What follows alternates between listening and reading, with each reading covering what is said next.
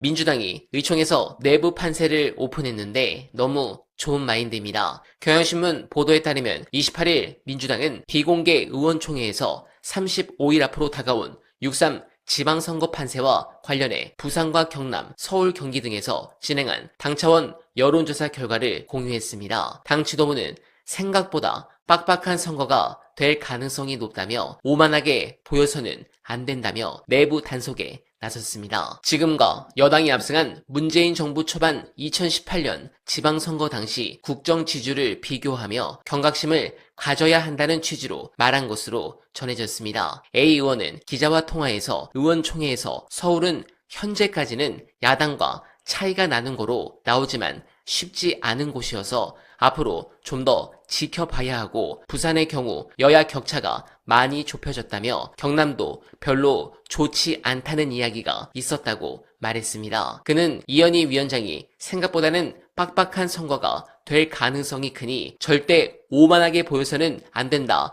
다 이기는 것처럼 생각해서는 절대 안 된다고 강조를 많이 했다고 말했습니다. 현재 이재명 대통령 국정 지지율은 높은 편이지만 문재인 정부 때 비슷한 구도에서 치러진 2018년 지방선거에서 북미 정상회담 등 국내외 이벤트로 인해 대통령 지지율이 더 높았던 만큼 마지막까지 추이를 봐야 하는 것은 당연합니다. 관련해 의총에 참석한 B 의원은 문재인 대통령 때와 비교해보면 대통령 지지도 차이가 더 나고 여러 상황을 놓고 보면 여야 격차가 좁혀질 거니까 지금 많이 앞서 있다고 볼 수 없다는 취지였다며 전반적으로 지금 상황이 좋은 게 아니다 라는 취지라고 말했습니다. 네, 민주당이 방심하지 않고 이렇게 긴장하는 것은 너무너무 잘하는 겁니다. 지방선거는 솔직히 말씀드리면 여당 프리미엄이 작동합니다. 특히 대통령 임기 초에는 대부분 승리하고 중후반에도 선방하는 경우가 많았습니다. 그런데 지금의 경우 대통령 인기가 좋은 만큼 이재명 마케팅은 필수인데 광역단체장의 경우 김부겸 후보 말고는 사실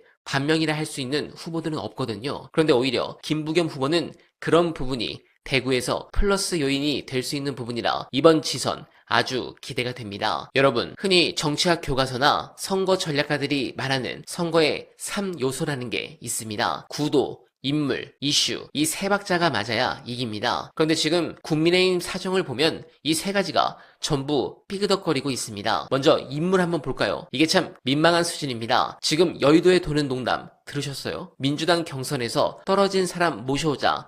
오죽하면 이런 자주 섞인 말이 나오겠습니까? TK 지역 빼고는 후보들이 안 나가려고 합니다. 왜? 나가면 질 게 뻔하니까요. 싸우기도 전에 장수들이 도망가는 형국인데 전쟁 결과는 보나 마나죠. 그럼 이슈는 있느냐? 최근에 국민의힘이 던진 이슈 중에 기억 남는 거 있으십니까? 저는 딱 하나 생각납니다. 차관보. 이거 참 재미있지 않습니까? 마지막으로 구도입니다. 국민의힘 지도부는 진보 대 보수로 딱 갈라치면 승산이 있다고 보는 것 같습니다. 그래서 호남도 가고 제주도도 가고 우파 총연대도 외치죠. 그런데 번지수가 틀렸어요.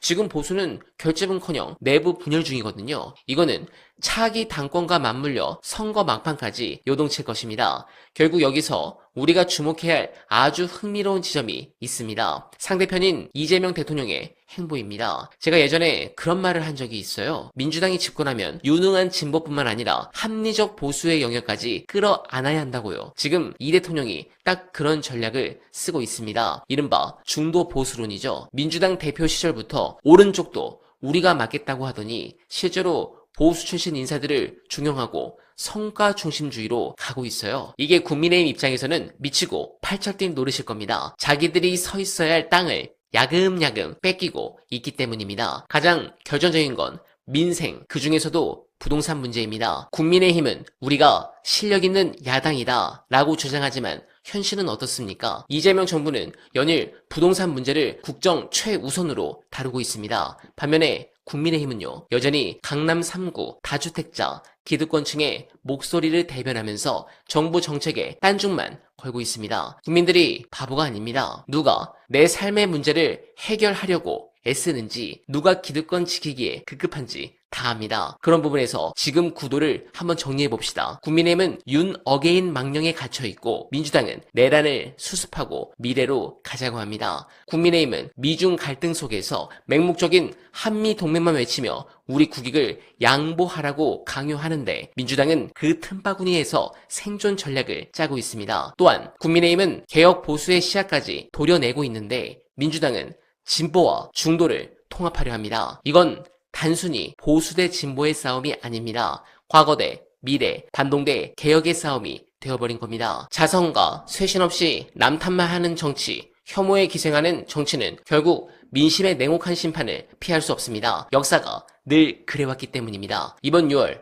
선거가 우리 정치사에 또 어떤 교훈을 남길지 두 눈을 부릅뜨고 지켜봐야겠습니다. 관련해 여러분들께서 깊게 공감하실 분석 끝까지 봐주시고 여러분들의 생각 댓글로 부탁드립니다. 지금 보면 저는 예전에는 노무현 대통령하고 비슷한 점이 많은 정치인이라고 생각을 해왔는데 가면 갈수록 김대중 대통령하고 비슷해지고 있어요. 그러니까 어떤 차이를 느끼냐 하면 최근 모습은 주류 정치인이에요. 그러니까 이게 우리가 아직 인지를 못하는 건데 민주당은 오랫동안 비주류 세력이었어요. 우리 사회에서. 그리고 그 노무현 대통령 때 이제 김대중 대통령은 비주류의 주류였고요. 그렇죠. 노무현 대통령은 정치인으로서 비주류의 비주류였어요. 그랬잖아요. 그랬죠. 그리고 이제 문재인 대통령 시기를 거치면서 민주당 전체가 한국 사회의 주류로 진입을 했어요. 그러니까 이제 선거 기호를 1번을 가지게 된 거예요. 2016년 총선에서 1번 가지고 와가지고 맞아요. 이제 확고한 1번이 됐어요. 이제 총선에서 3번 연속 이겨서 1번을 가지고 있다는 거는 이 사회의 주류를 대변하는 정당이라는 뜻이에요. 근데 민주당의 많은 정치인들이 주류 인식이 없죠. 여전히 비주류 정서를 가지고 있어요. 맞아요. 근데 이재명 후보가 굉장히 빠르게 주류 세력을 대표하는 정당의 주류 정치인으로 올라가고 있는 거예요. 이게 이재명 후보도 비주류였거든, 민주당에서 원래는. 비주류죠. 아니, 그러니까 민주당이 주류로 진입할 때 그 주류로 진입하는 정당의 비주류였어요. 그때. 근데 이 정치인이 비주류였고, 예. 예, 확고한 주류로 자리 잡은 민주당의 확고한 주류로 지금 올라온 거예요. 이게 학습 능력인데 최근에 이제 중도 보수론 이런 게 다 그런 거예요. 그러니까 그다음에 뭐 개혁신당 인사들이나 과거 보수 인사들하고 만나고 대화하고 영입하고 이게 다 그건데 이게 옛날 민주당 방식의 비주류 정서로는 저런 사람 왜 받아? 이런단 말이에요. 그럼 우리가 뭐 비빔밥 되냐 잡탕밥 되냐 이런 반발이 나올 텐데 이게 안 나오는 이유는 뭐냐면 이제 점점 더 민주당의 정치인과 당원과 지지자들이 자신들이 주류가 되었음을 알게 됐어요. 주류는 너그러운 거예요, 원래. 그렇죠. 예. 바다는 강물을 마다하지 않아요. 어떤 강물은 좀 맑고 어떤 강물은 좀 혼탁해도 모든 강물을 다 받아들여요. 그게 주류거든요. 좋은 해석이다. 예, 그러니까 민주당은 주류 정당이 되었고 이재명 대표는 그것을 선도하는 주류 정치인이 됐어요. 지금 한 10년, 15년의 시기를 거치면서. 그래서 굉장히 이런 변화는 놀라운 변화고요.